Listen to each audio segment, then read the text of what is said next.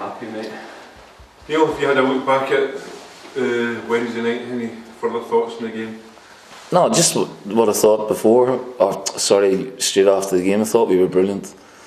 Thought we deserved to win the game, let alone lose it. So I'm very, very happy with the performance, albeit disappointed with the result. We were very, very good. You were quite critical of the goalkeeper of here. Is it, having looked back at the game, you still hold those thoughts? Yeah, I mean, he's gambled, you know, and he shouldn't gamble there.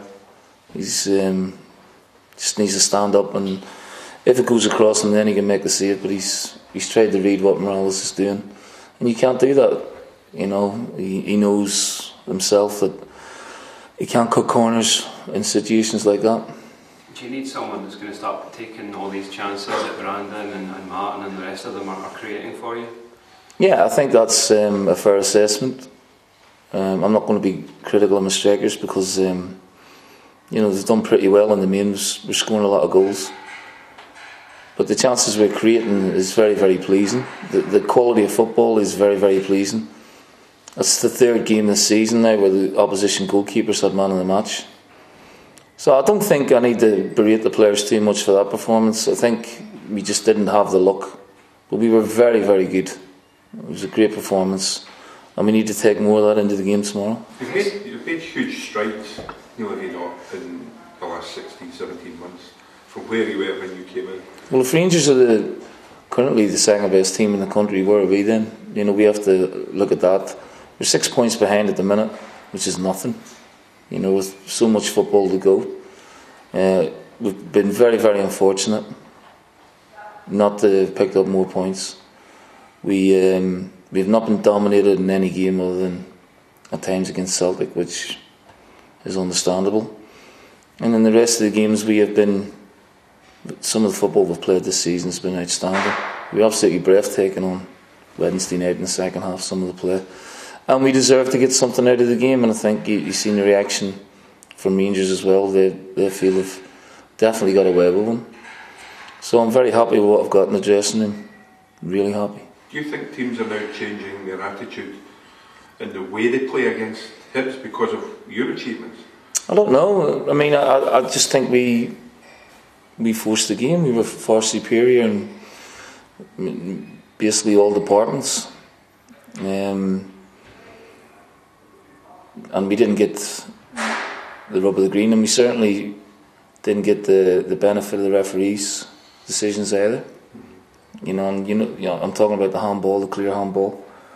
But you know, you got to be philosophical about it as well.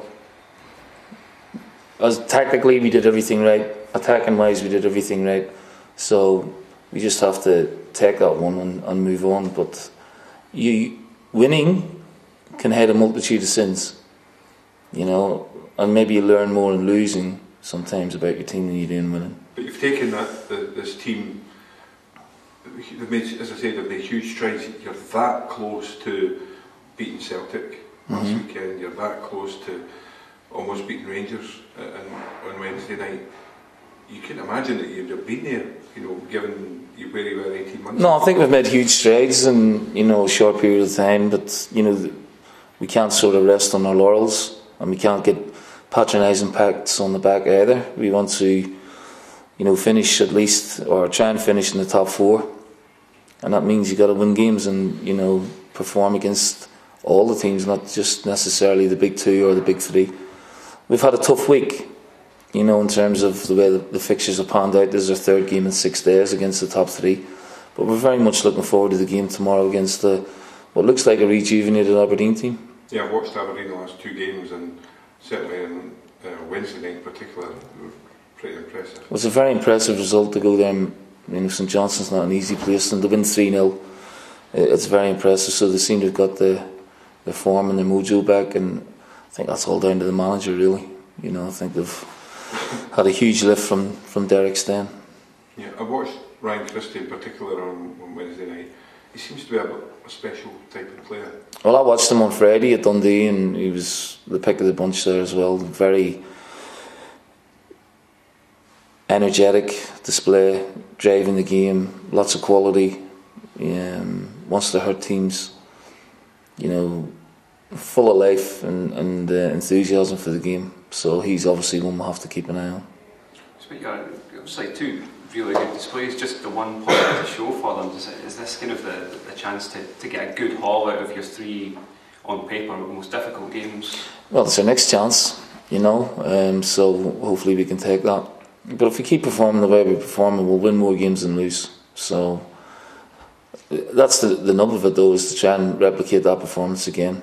It's a very quick turnover from Wednesday night, so we can't do anything really with them on the training ground. We don't want to either. It's just about recovery, and we've tried to mix and match and rotate the squad a little bit, not overdo it.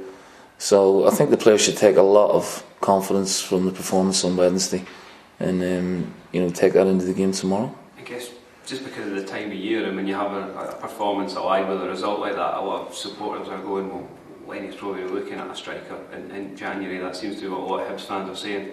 What do you say to that? Is that a fair assessment?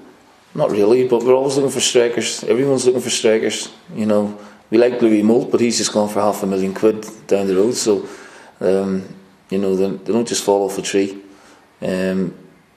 Simon's got 14, 15 goals. Stokes's on 9 or 10. Could do with a few more pitching in. Ollie Shaw's got 2 and 3.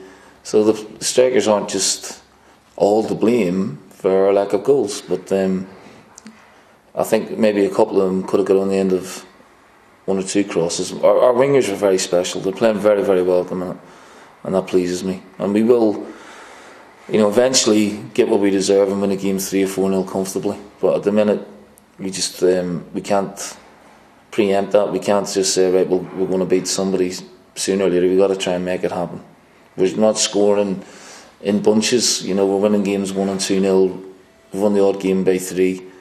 But ideally, I'd like us to go and really get what we deserve from our, not only the quality of football, our possession, but the chances we're creating as well. Is this a 3-way battle, Neil, for second spot between yourselves, Aberdeen and Rangers? It's difficult to say. I think Motherwell are still in there. Hearts have won the last couple of games, so I think there may be a few others will have a say in it as we go along. St Johnstone, you can never write them off either. So I wouldn't say at the minute it's a 3-way battle, no. Consistency though could take you.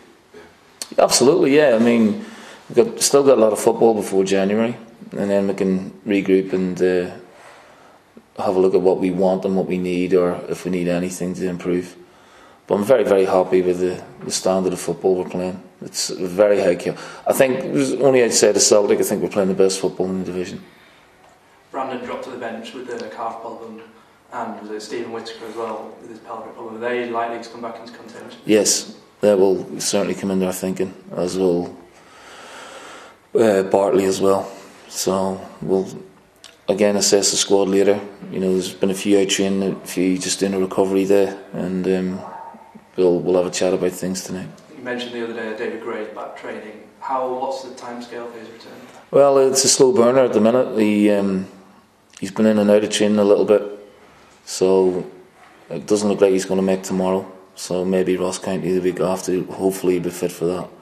And Liam Fontaine and Danny Swanson, who've been out a little bit longer, they're back in training, but they haven't had any games, development games even, or enough training because of the amount of games that we've had, so they'll still be a little bit deconditioned at the minute.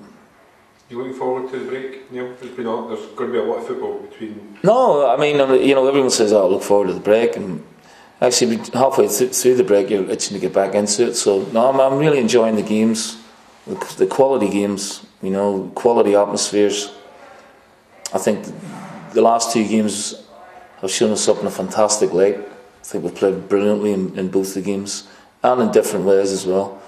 And I think we've had 2 full houses, which is fantastic for the club. Albeit we're disappointed with the points return, but hopefully we can rectify that with a win tomorrow.